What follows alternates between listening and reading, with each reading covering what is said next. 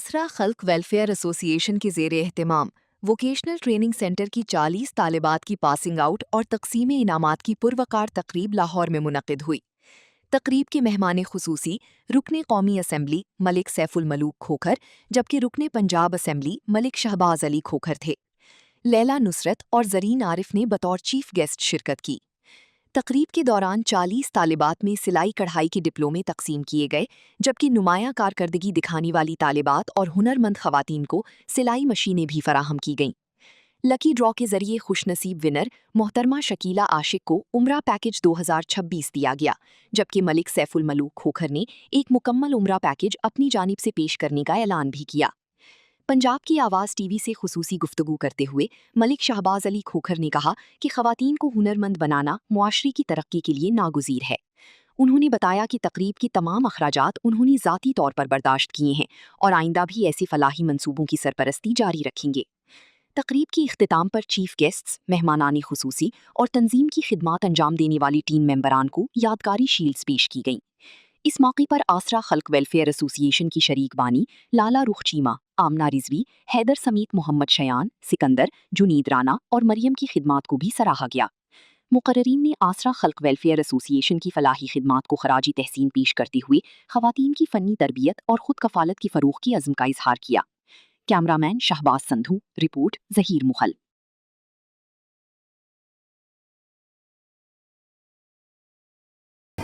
आज का जो इवेंट है हमारा वो वोकेशनल सेंटर के हवाले से था। मेट्रिक ज़रा वोकेशनल सेंटर जो मैंने अपने दोस्त के नाम पे रखा है, उनको डेडिकेट किया हुआ है मेरी स्कूल फेलो की। इसके अंदर हम ये करते हैं कि जो अंडर प्रिविलेज बच्चियाँ हैं, ऑर्फन्स, विडोज़ या जिनकी एक्सेस नहीं है फाइनेंशियल इंडिपेंडेंस तक, उनको हम proper skill professional embellishment courses, swing, पूरी सिलाई कढ़ाई का काम जो है, मर्दाना जनाना कपड़े, हर तरह की कढ़ाई, एम्ब्रॉयडरी, हर टाइप की एम्बेलिशमेंट्स, हर तरह की मशीन, जिस तरह ऑटोमेटिक, मैनुअल, हाथ से काम, हर तरह की स्किल से उनको इक्विप करते हैं। उसके साथ हम कोशिश करते हैं कि उनकी कम्युनिकेशन स्किल्स पे और उनकी दूसरी जो चीज़ें हैं जैसे उनका कॉन्फिडेंस बिल्ड करना, उनको एक्सपोजर देना, उस पर काम करें। इसका मकसद हमारा बेसिक जो है वो ये है कि वो बाइज़्ज़त तरीके से अपना ज़रिया आमदनी बना सकें, क्योंकि इस महंगाई में जिस तरह से एजुकेशन भी बहुत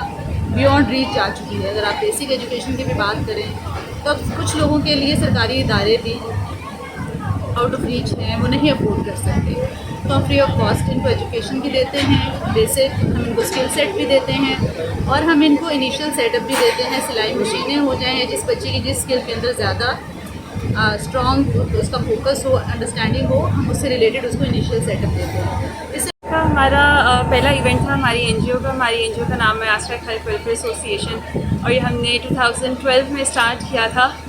मैं खुद डॉक्टर हूँ और हम 2-3 डॉक्टर्स ने मिलके एक शौकिया शुरू किया था कि ओल्ड होम चले गए, ऑर्फनेज चले गए।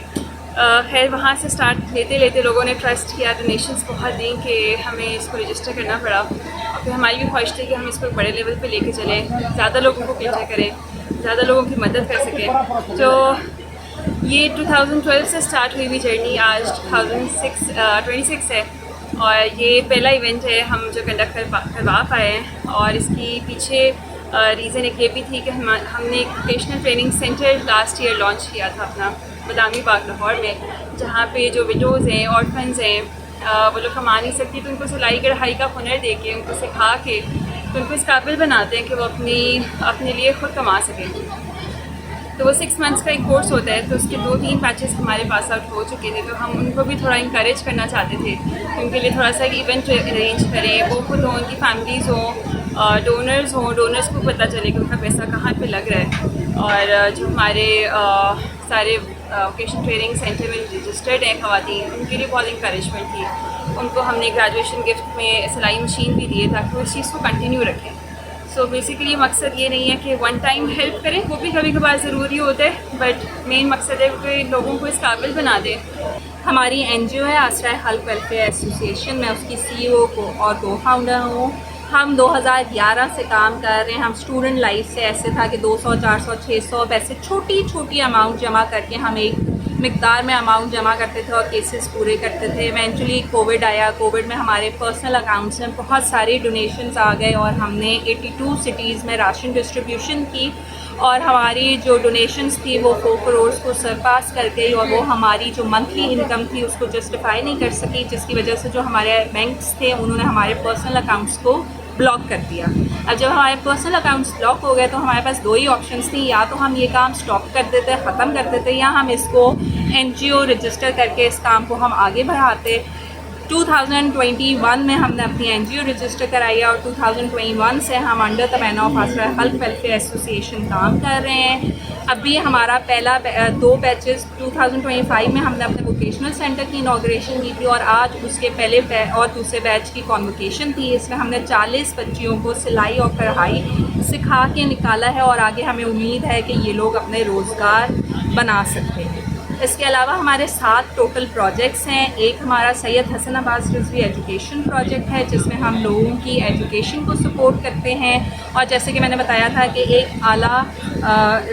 एक हायर एजुकेशन की स्कॉलरशिप भी हर साल हम देते हैं। इसके अलावा हमारा महक ज़ेरा वुमेन वेलफेयर जिसमें हमारा ये वोकेशनल स्कूल है और इसके अलावा हम वुमेन वेलफेयर पे काम करते हैं, जो विडोज़ हैं उनके लिए काम करते हैं। इसके अलावा हमारा प्रोजेक्ट है आसरा इमदाद। आसरा इमदाद में जो हमारी एमरजेंसी रिलीफ है हम उसकी सपोर्ट देते हैं। कोई अर्थक्वेक आ गया, सैलाब आ गया, उसको सपोर्ट करते हैं। और उसके अलावा हमारा प्रोजेक्ट है उसी के अंदर हमारा एक सब प्रोजेक्ट है गुमनाम अदायगी, जिसमें हम लोगों के छोटे छोटे कर्जे माफ़ कराते हैं। उनको पता नहीं होता कि वो हमने कराया है, किराने स्टोर के हम खुलवाते हैं खाते और उसमें से हम ऑफ कराते हैं। उसके अलावा हमारा आसरा वाटर प्रोजेक्ट है। आसरा वाटर प्रोजेक्ट्स में हम दूर दराज इलाकों में वाटर पम्प्स लगवाते हैं और विद इन पंजाब ऑर्फनेजेस और ओल्ड एज होम्स और मदारिस में हम वाटर कूलर्स की प्लेसमेंट करवाते हैं। उसके अलावा हमारा एक प्रोजेक्ट है पाकिस्तान सबका, जिसमें we work for the minorities and ख्वाजा सिरा। इसमें बिकॉज वी बिलीव कि जो हमारा पाकिस्तान का फ्लैग है उसमें जो वाइट है that stands for the minorities और जिस तरह हम किसी बाहर के मुल्क जाते हैं और हम एक्सपेक्ट करते हैं कि हम मुसलमानों को उसी तरह ट्रीट किया जाए और उतनी इज़्ज़त दी जाए, वैसे ही हमें पाकिस्तान में रहते हुए माइनॉरिटीज़ को भी वो इज़्ज़त देनी चाहिए। उसके अलावा हमारा एक प्रोजेक्ट है आसरा रोज़गार, जिसमें हम रोज़गार फराहम करते हैं, लोगों को छोटे छोटे बिजनेसेस करवाते हैं।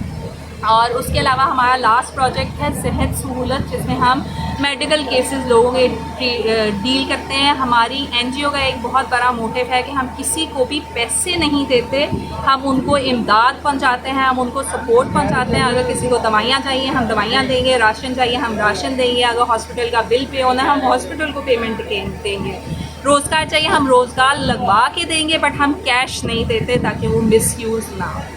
Thank you so much. जो हमारा इवेंट था इसमें हमने 2 बैचेस को ग्रेजुएट कराया है। हमारा जो वोकेशनल है उसमें हम हर बैच 6 महीने का कोर्स होता है और 6 महीने के कोर्स में हम 20 बच्चों को ग्रेजुएट करते हैं। तो आज हमारे 2 बैचेस की कॉन्वोकेशन थी, हमने 40 बच्चों को यहाँ से ग्रेजुएट कराया। आज 40 बच्चों की ग्रेजुएशन थी। ये सिर्फ एक ग्रेजुएशन नहीं थी, ये इनके आगे सके हाथ थे।